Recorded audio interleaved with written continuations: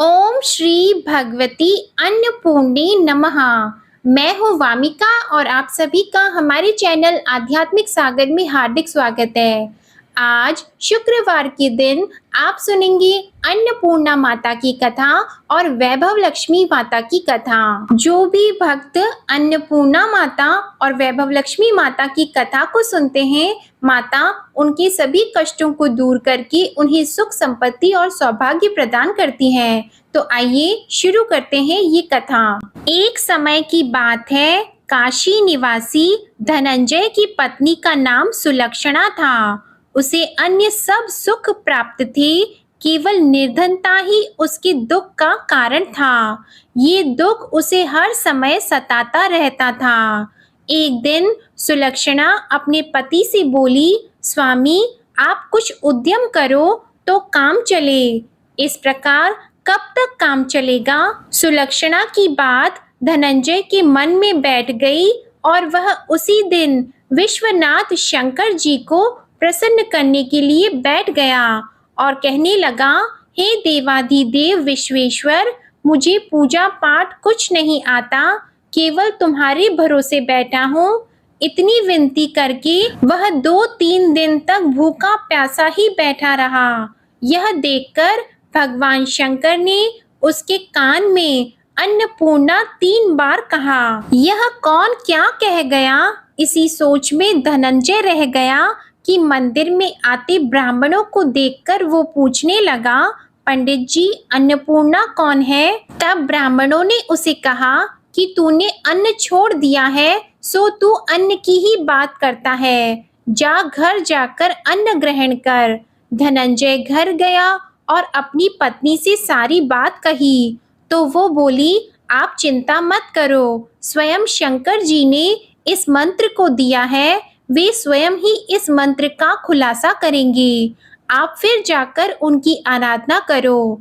धनंजय फिर से जैसा का तैसा पूजा में बैठ गया। रात्रि में शंकर जी ने उसे आज्ञा दी और कहा कि तू पूर्व दिशा में चला जा। वह अन्नपूर्णा का नाम जपते हुए और रास्ते में फल खाते हुए झरनों का पानी पीता जाता और इस प्रकार कितने ही दिनों तक धनंजय चलता गया।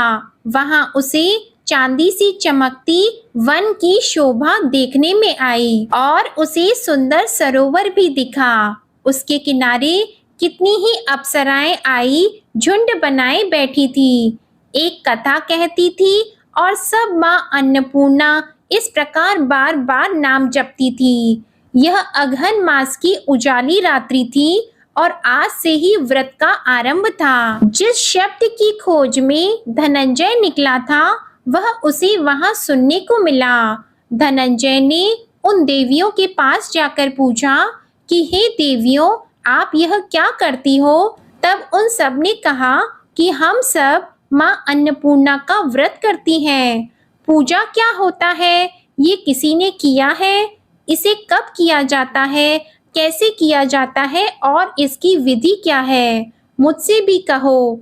वे कहने लगी, इस व्रत को हर कोई कर सकता है। 21 दिन के लिए 21 गांठ का सूत लेना चाहिए। 21 दिन अगर न बने तो एक दिन उपवास करें। ये भी न बने तो केवल कथा सुनकर प्रसाद लें। निराहार रहकर कथा को सुने। कथा सुनाने वाला अगर कोई भी ना मिले तो पीपल के पत्तों को रखकर, सुपारी या घृत कुमारी को सामने रखकर, दीपक को साक्षी करके सूर्य, गाय, तुलसी या महादेव हो बिना कथा सुने मुख में दाना न डाले। यदि भूल से कुछ पड़ भी जाए तो एक दिन फिर से उपवास करें। व्रत के दिन बिल्कुल भी क्रोध ना करें और झूठ ना बोलें। धनंजय बोला, इस व्रत के करने से क्या होगा? वे कहने लगी, इसके करने से अंधों को नेत्र मिले, लूलों को हाथ मिले, निर्धन के घर धन आए, बांझन को संतान मिले, मूर्ख को वित्तीय आय मिले। जो जिस कामना से व्रत करे माँ उसकी इच्छा पूरी करती है। वह कहने लगा, बहनों मेरे भी धन नहीं है, विद्या नहीं है, कुछ भी तो नहीं है। मैं तो दुखिया ब्राह्मण हूँ, मुझे इस व्रत का सूत दोगी? तब उन्होंने कहा, हाँ भाई, तेरा कल्याण हो, मैं तुझे सूत देती हूँ, इस व्रत का मंगलसूत्र लो। धनंजय ने व्रत किया, व्रत पूरा हुआ, तभी सरोवर में से 21 खंड की स्वर्ण सीढ़ी हीरा मोती जड़ी हुई प्रकट हुई। धनंजय जय अन्नपूर्णा माँ कहता जाता इस प्रकार वह कितनी ही सीढ़ियां उतर गया तो देखा कि करोड़ों सूर्य से प्रकाश माँ अन्नपूर्णा का मंदिर है। उसके सामने स्वर्ण सिंहासन पर माता अन्नपूर्णा विराजमान है और उनके सामने भिक्षा हेतु भगवान शंकर खड़े हैं। देवांगनाएं चवर डुला रही हैं, कितनी ही हथियार बांधे पहरा दे रही हैं। धनंजय दौड़कर जगदम्बा माँ के चरणों में गिर गया। देवी उसके मन का क्लेश जान गई और धनंजय कहने लगा, माता, आप तो अंतर्यामी हो, आपको अपनी दशा मैं क्या बताऊं। माता बोली, मेरा व्रत किया है, जा, संसार तेरा सत्कार करेगा। माता ने धनंजय की जिह्वा पर बीज मंत्र लिख दिया।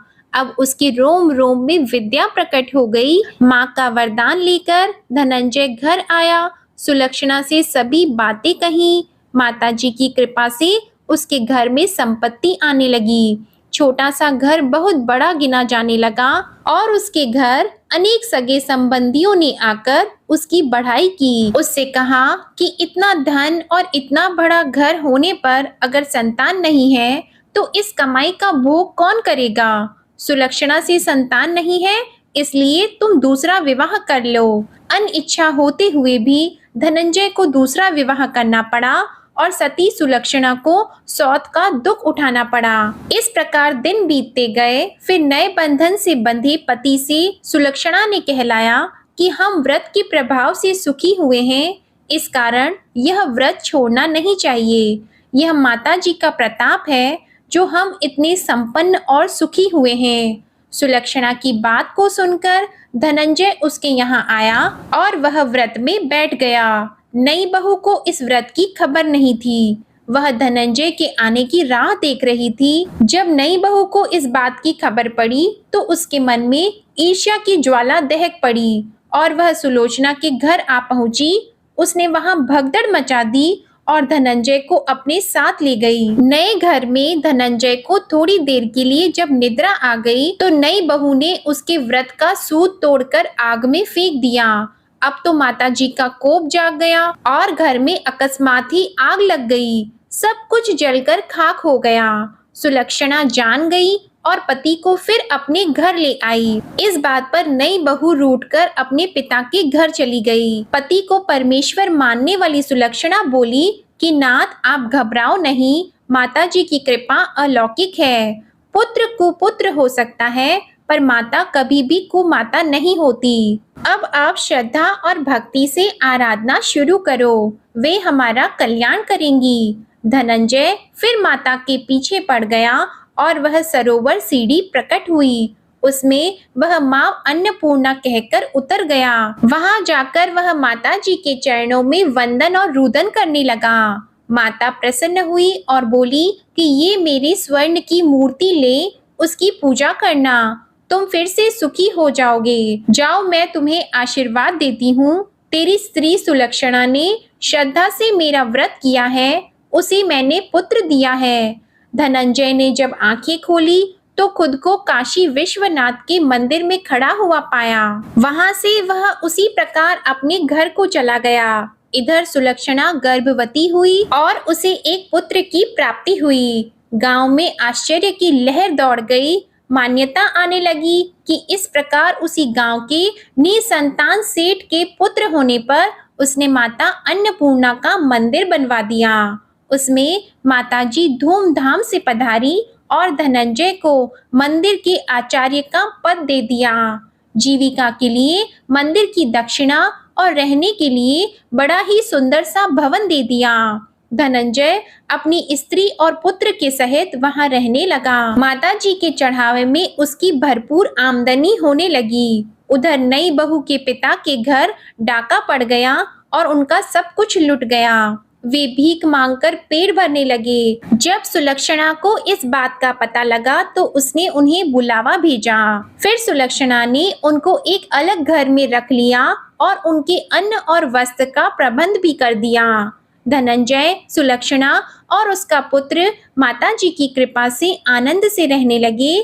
माताजी ने जैसे उनके भंडार भरे वैसे ही सबके भंडार भरे। प्रेम से बोलिए माँ अन्नपूर्णा की जय। अब आप सुनेंगे शुक्रवार के दिन सुनी जाने वाली वैभव लक्ष्मी माता की कहानी। धन के लिए माँ लक्ष्मी की पूजा करने का विधान होता है, लेकिन माता लक्ष्मी के वैभव लक्ष्मी स्वरूप की पूजा का विशेष महत्व माना गया है। ये व्रत शुक्रवार के दिन रखा जाता है। ये व्रत स्त्री ही नहीं बल्कि पुरुष भी इस व्रत को रख सकते हैं। इस व्रत को करने से व्यक्ति की सभी मनोकामनाएं पूर्ण होती है और माता लक्ष्मी की कृपा से सुख, समृद्धि और सौभाग्य में वृद्धि होती है। तो आइए अब आप सुनिए माता महालक्ष्मी की ये पौराणिक व्रत कथा। एक शहर में लाखों लोग रहा करते थे। सभी अपने अपने कामों में व्यस्त रहते थे। किसी को किसी की भी परवाह नहीं थी। भजन, कीर्तन, भक्ति भाव, दया, माया, परोपकार जैसे संस्कार वहाँ कम हो गए थे। शहर में बुराइयां बढ़ गई थी। शराब, चोरी, डकैती जैसे बहुत से गुनाह शहर में होते थे। इनके बावजूद उस शहर में कुछ अच्छे लोग भी रहते थे। ऐसे ही लोगों में शीला और उनके पति की गृहस्थी मानी जाती थी। शीला बहुत ही धार्मिक प्रवृत्ति की थी और संतोषी स्वभाव वाली थी। उनका पति भी विवेकी और सुशील था। शीला और उसका पति कभी किसी की बुराई नहीं करते थे और प्रभु भजन में अच्छी तरह अपना समय व्यतीत करते थे। शहर के लोग उनकी गृहस्थी की सराहना करते थे। देखते ही देखते जब समय बदल गया तो शीला का पति बुरी लोगों की दोस्ती कर बैठा। अब वह जल्द ही करोड़पति बनने का ख्वाब देखने लगा, इसलिए वह गलत रास्ते पर चला गया। उसकी हालत रास्ते पर भटकते भिखारी जैसी हो गई थी, क्योंकि वह बुरी आदतों की लत में फंस गया था। दोस्तों के साथ उसे भी शराब की आदत हो गई थी। इस प्रकार उसने अपना सब कुछ जुए में गंवा दिया। शीला को पति के बर्ताव से बहुत दुख होता था, किंतु अब भगवान पर भरोसा करके वह सब कुछ सहन करने लगी। वह अपना अधिकांश समय प्रभु भक्ति में बिताने लगी। अचानक एक दिन दोपहर को उनके द्वार पर किसी ने दस्तक दी। शीला ने जब द्वार खोला तो देखा कि एक माजी खड़ी थी। उनके चेहरे पर अलौकिक तेज निखर रहा था। उनकी आंखों में से मानो अमृत बह रहा हो। उनका भव्य चेहरा करुणा और प्यार से छलक रहा था। उनको देखते ही शीला के मन में अपार शांति छा गई और शीला के रोम रोम में आनंद छा गया। शीला उन माजी को आदर के साथ घर में ले गई और घर में बिठाने के लिए कुछ भी नहीं था तो एक फटी हुई चादर पर उनको बिठाया। उन माजी ने शीला से कहा कि तुमने मुझे पहचाना नहीं। हर शुक्रवार को लक्ष्मी जी के मंदिर में भजन कीर्तन के समय मैं भी वहां आती हूँ। इसके बावजूद शीला कुछ नहीं समझी। फिर माजी ने कहा, तुम बहुत दिनों से मंदिर नहीं आई हो, तब मैं तुम्हें देखने के लिए यहाँ चली आई। माजी के प्रति प्रेम भरे शब्दों से शीला का हृदय पिघल गया। उसकी आंखों में आंसू आ गए और वह बिलख बिलख कर रोने लगी। माजी ने कहा, बेटी, सुख और दुख धूप और छांव जैसे होते हैं। धैर्य रखो बेटी, मुझे तेरी सारी परेशानियां पता है। माजी के व्यवहार से शीला को काफी सब्र मिला और सुख की आस से उसने माजी को अपनी सारी कहानी कह सुनाई। माजी ने कहा, कर्म की गति न्यारी होती है। हर इंसान को अपने बुरे कर्म भुगतने ही पड़ते हैं, इसलिए तू चिंता मत कर। अब तू कर्म भुगत चुकी है, अब तुम्हारे सुख के दिन अवश्य आएंगे। बेटी, तू माँ लक्ष्मी जी की भक्त है। माँ लक्ष्मी जी तो प्रेम और करुणा की अवतार है। वे अपने भक्तों पर हमेशा ममता रखती है, इसलिए तुम धैर्य रखकर माँ लक्ष्मी जी का व्रत करो, इससे यह सब ठीक हो जाएगा। शीला के पूछने पर माजी ने उसे व्रत की सारी विधि बताई। माजी ने कहा, बेटी, माँ लक्ष्मी जी का व्रत बहुत सरल होता है। इसे वरद लक्ष्मी या वैभव लक्ष्मी व्रत भी कहा जाता है। यह व्रत करने वाले की सभी मनोकामनाएं पूर्ण होती हैं और उसे सुख, संपत्ति और दया की प्राप्ति होती है। शीला ये सुनकर आनंदित हो गई। शीला ने संकल्प करके अपनी आंखें खोली तो सामने कोई नहीं था। वह विस्मित हो गई कि माँ जी कहाँ चली गईं। शीला को तत्काल ये समझते देर नहीं लगी कि माँ जी और कोई नहीं, साक्षात माता लक्ष्मी जी ही थी। दूसरे दिन शुक्रवार का दिन था। सवेरे स्नान करके स्वच्छ वस्त्र पहनकर शीला ने माँ जी के द्वारा बताई गई विधि से पूरी श्रद्धा से इस व्रत को किया और आखिर में प्रसाद का वितरण किया। जब उस प्रसाद को उसने अपने पति को खिलाया तो उसके पति के स्वभाव में फर्क पड़ गया। उस दिन उसने शीला को ना मारा और ना ही उसे सताया। शीला को बहुत आनंद हुआ और उसके मन में वैभव लक्ष्मी व्रत के लिए श्रद्धा और भी बढ़ गई। शीला ने पूरी श्रद्धा और भक्ति से 21 शुक्रवार तक वैभव लक्ष्मी का व्रत किया। 21वें शुक्रवार को माँ जी के कहे मुताबिक उद्यापन विधि करके 7 स्त्रियों को वैभव लक्ष्मी व्रत की 7 पुस्तकें उपहार में दी। फिर माता जी के धन लक्ष्मी स्वरूप की छवि को वंदन करके भाव से मन ही मन प्रार्थना करने लगी। हे माँ धन लक्ष्मी, मैंने आपका वैभव लक्ष्मी व्रत करने की मन्नत मांगी थी। मैंने इस व्रत को पूर्ण किया है। हे माँ, मेरी हर विपत्ति दूर करो, हमारा सबका कल्याण करो। जिसे संतान न हो उसे संतान देना, सौभाग्यवती स्त्री का सौभाग्य अखंड रखना, कुंवारी कन्या को मन भावन पति देना। जो आपका ये चमत्कारी वैभव लक्ष्मी व्रत करे उनकी सब विपत्ति दूर करना, सभी को सुखी करना।